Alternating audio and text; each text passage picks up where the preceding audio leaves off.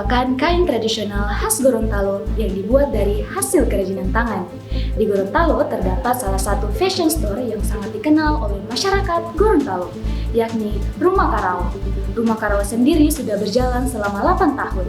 Banyak prestasi, karya, sekaligus sejarah yang mereka abadikan di Museum Rumah Karawa. Rumah Karawa menjadi sebuah karya anak bangsa yang telah dikenal hingga ke mancanegara. Sulaman tangan yang mendunia ini kini telah 8 tahun melestarikan warisan budaya khas Gorontalo.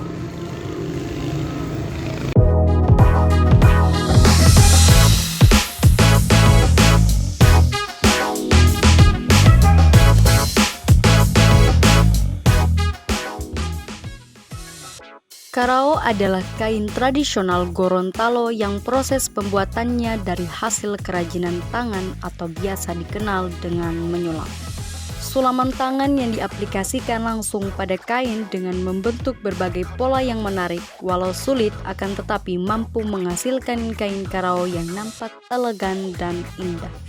Keindahan Karao ini mampu menarik perhatian banyak orang, termasuk salah satunya adalah Agus Lahinta. Agus Lahinta merupakan CEO dari Rumah Karao. Siapa sangka, dari rasa cintanya terhadap Karao, ia mampu membangun sebuah tempat produksi Karao yang sudah berdiri sejak 2014 hingga bertahan sampai saat ini. Jadi 12 Oktober itu adalah momen pertama kali Rumah Karao berdiri, dan sampai dengan tahun 2022 ini Rumah Karao sudah berusia 8 tahun. Untuk bangunan ini berusia 1 tahun, gitu ya, karena diresmikan tanggal 12 Oktober tahun 2021. Harapan saya sih untuk semuanya, kita semua bisa mempunyai rasa memiliki.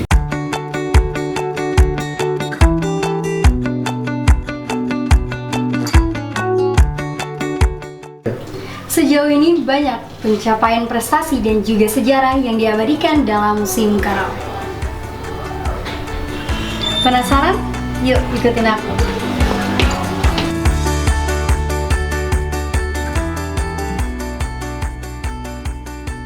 Memasuki usia ke-8 tahun Rumah Karao, Agus Lahinta punya sebuah impian, yaitu membuat Karao tidak hanya dikenal brand image-nya untuk kalangan menengah ke atas saja.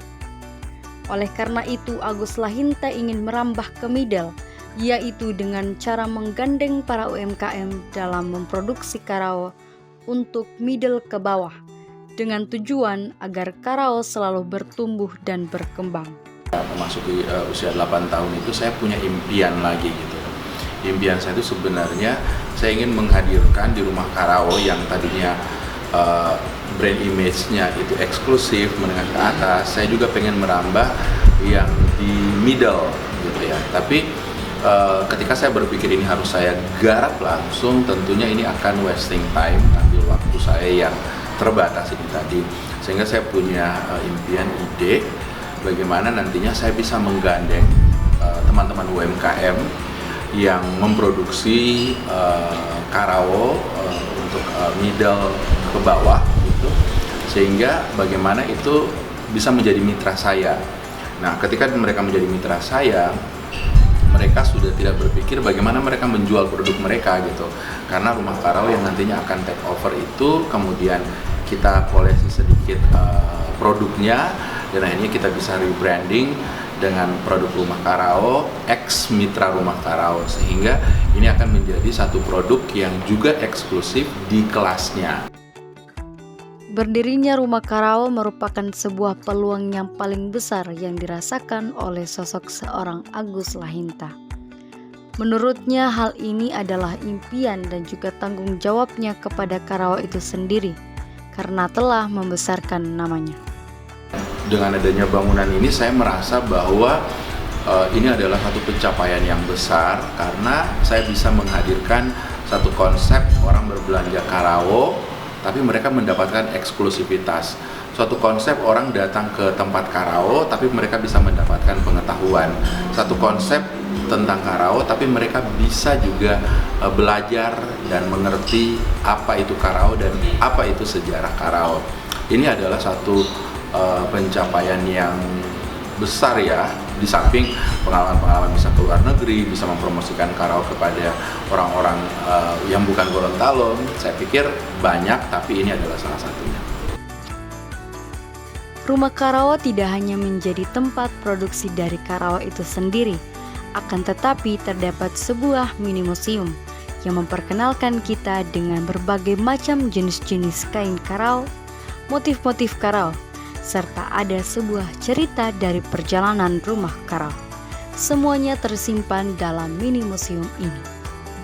Semua sudut-sudut yang ada di museum ini bercerita tentang Karao, baik Karao masa lampau, baik bentuk cerita maupun bentuk produk Karaonya gitu ya. Di sini ada Karao-Karao yang kita bisa lihat yang sudah tidak diproduksi lagi, karena itu memang Karao yang dari tahun 80-an atau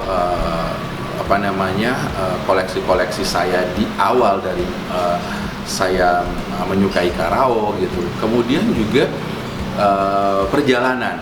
Nah, journey ini adalah sesuatu yang menarik gitu ketika kita bercerita dan kita sertakan dengan gambar dan bukti gitu loh. Sama seperti perjalanan rumah Karao gitu, bagaimana saya memajang di sini mesin jahit yang sangat bersejarah bagi saya dan rumah Karao, atau produk pakaian yang ternyata itu menjadi cikal bakal gitu. Oh, saya akhirnya berbisnis di bidang Karao gitu. Kemudian ya bukti-bukti motif-motif yang pernah didaftarkan secara haki, atau desain-desain yang pernah saya tampilkan baik di ajang fashion show luar negeri maupun di dalam negeri gitu kan. Jadi ini adalah sebuah bukti di mana orang bisa melihat Karao itu sendiri, bisa merasakan perjalanan sejarah Karao, dan juga bagaimana juga perjalanan rumah Karao dari nothing to something.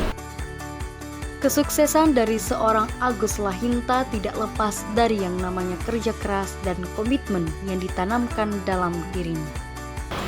Kesuksesan itu kalau bagi saya itu dua, kerja keras dan komitmen.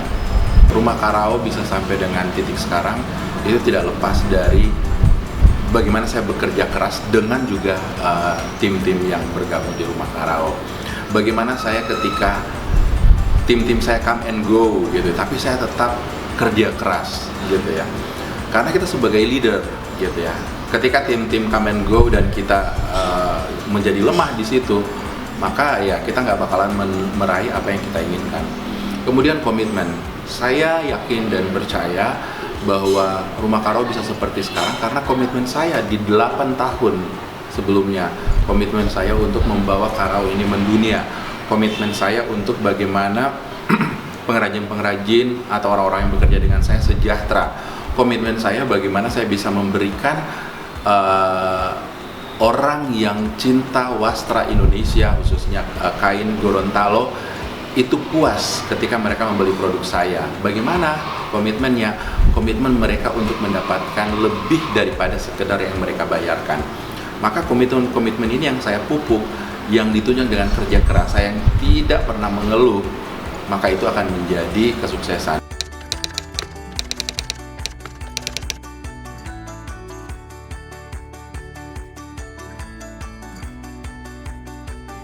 Untuk suka dan duka yang pasti sangat banyak ya.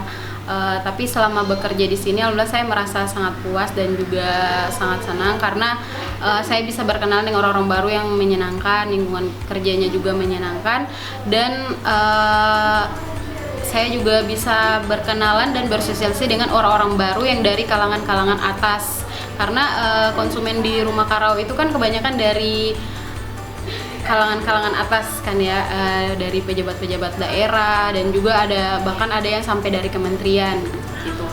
Untuk dukanya menerima pesanan yang membludak, terus waktunya singkat. Jadi bagaimana dari kita karyawan-karyawan di sini memikirkan bagaimana bisa selesai tepat waktu dan juga kualitas produknya tetap terjaga seperti itu.